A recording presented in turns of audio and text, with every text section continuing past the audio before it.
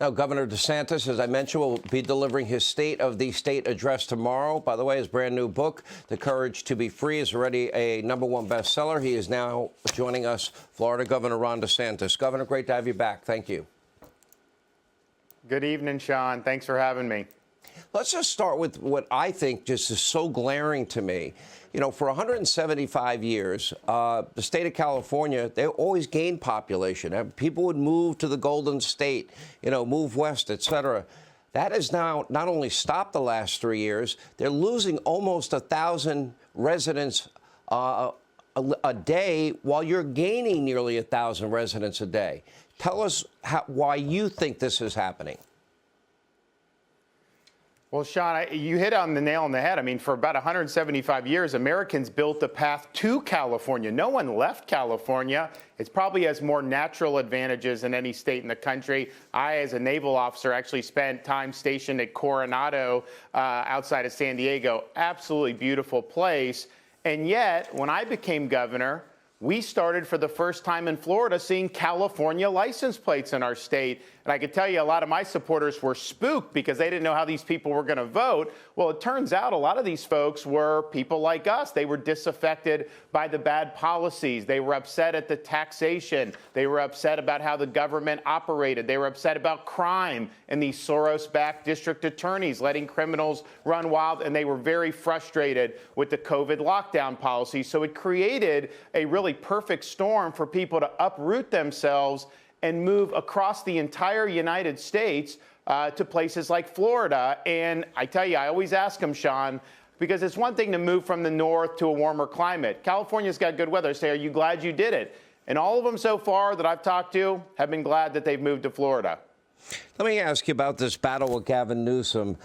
He actually said these words, "Welcome to the real freedom state, California." That's what he said. You responded by saying that, well, great, Gavin, your state is hemorrhaging population to my state of Florida. You have gone out there on the record and said that your immigration plan would invalidate Governor Newsom's ID for illegal immigrants. Newsom shot back that Ron DeSantis is using migrants as pawns. Aren't sanctuary states, aren't they aiding and abetting law breaking? Isn't it still against the law to enter this country without proper permission? Of course. In Florida, we're not a sanctuary state. When I became governor, we were able to ban sanctuary cities. The rule of law is important. And so, of course, we're not going to recognize lawless identifications that are done by California. And California, they've abandoned the rule of law. They are a sanctuary state. They don't follow federal immigration laws. And of course, these Soros prosecutors, they pick and choose which laws to enforce. There'll be people in Los Angeles who will get mugged, Sean, on the street, and the prosecutor won't bring charges against these guys, and they end up going out and they victimize other people. So I think public safety is incredibly important. And when you abandon the rule of law, you end up getting a lot of the results that they've had in California, and people respond by fleeing the jurisdiction. Governor, you've taken on the issue of woke ideology, the fight of woke ideology, as you call it, and you said that you are not content to just keep taxes low and stay out of anything else, and that you believe that woke ideology is pernicious and that your policies are helping to protect people from having the woke ideology shoved down their throats in institution after institution after institution. Now, we see this in education. We see this pretty much in almost every aspect of life. What specifically are you talking about when you say woke ideology?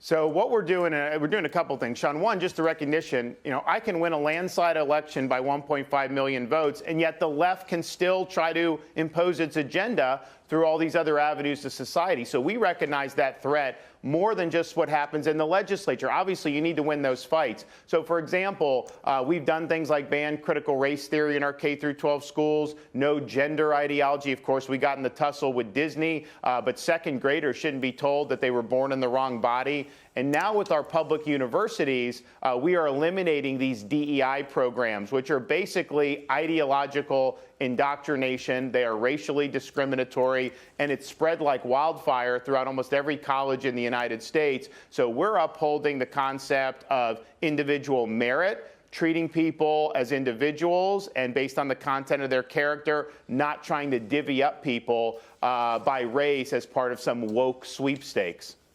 Let me talk about the issue of the two issues that came up that became controversies and you came under fire over. For example, education, K through third grade only, the issue of CRT and gender identity, you said will not be taught in schools, and many of your critics tried to call that the Don't Say Gay bill. The word gay was not in the bill. Correct me if I'm wrong.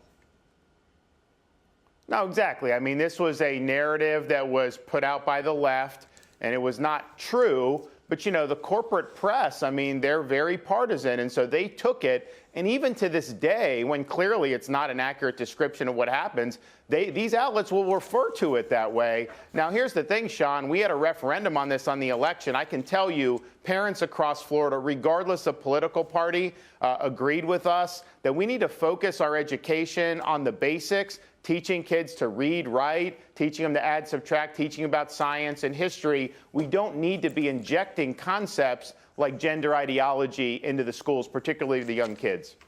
Let me ask you about the CRT debate, because that became an opportunity. Your critics, people on the left, you know, they love to throw around the R word. People are racist. When I looked at the course itself and the tenets that were being taught and discussed of CRT, these are their words, not mine, and, quote, black queer studies, they called them. Why would this be taught in school? Why is this even being discussed? And I'm having a hard time understanding why it's even controversial. Why is there this push? Yeah. That doesn't sound like education to me. That's not reading, writing, math, science, history, computers, or preparing somebody for a career. That to me sounds like an agenda that is far different than anything educational that would serve an educational purpose. It's pure indoctrination, and it's effectively neo-Marxism. They're trying to jam queer theory into this. They're trying to jam concepts like CRT. And so that runs afoul of our standards. So the Florida Board of Education rejected that proposed AP course. But, you know, the media lied about that too, Sean. They tried to say that in the state of Florida, you know, they don't want to teach you about different aspects of African American history, when in reality, our state law and our state standards require teaching all aspects of U.S. history, including history involving African Americans from slavery on.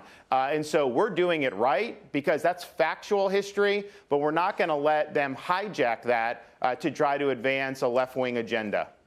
I know it's the question that a lot of people have been asking, and there's a lot of speculation that you might be getting into the 2024 presidential race. I know your answer. I hate to ask questions that I think I know the answer to. What is your answer? No, it's all good, Sean. I appreciate it. As you know, I have my State of the State tomorrow. We've got a great legislative session coming up. I mean, we won a big victory, swept in a lot of people to office. That's a vindication of what we did the last 4 years. It was also an opportunity. So we're really laser focused on that. As you mentioned, we do have the book, The Courage to Be Free. Give us a few months on that. I think we're going to put up a lot of wins, and then we'll be in a better position to make a decision about the future. Is it fair to say you're thinking about it? I think it's fair to say that I have people coming up to me and asking me to do it all the time. I'm very good about just putting one step in front of the other and focusing on the task at hand. So I don't get too far down the field with anything. I got to execute the mission right here. And as we get beyond that, we'll take a look. Yeah, I have people coming up to me all the time not asking me that question. I can promise you that. Anyway, Governor, good luck with your State of the State address tomorrow. Thank you for being with us. We appreciate it.